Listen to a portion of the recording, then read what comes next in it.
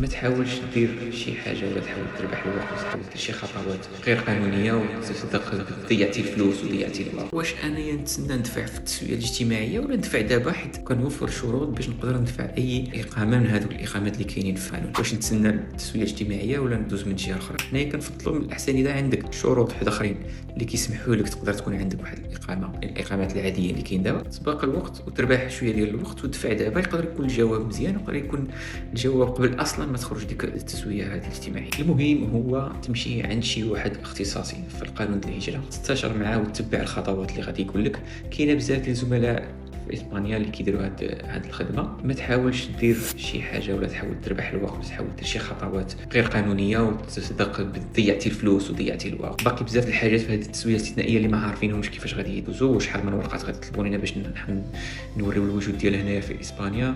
من الاحسن تتبع معنا ولا تتبع مع اي واحد، مع اي محامي خطره ادمينستراتيف ولا لا سوسيال اللي كيكونوا مختصين في هذه الماتيريال الاكسترانخيريه.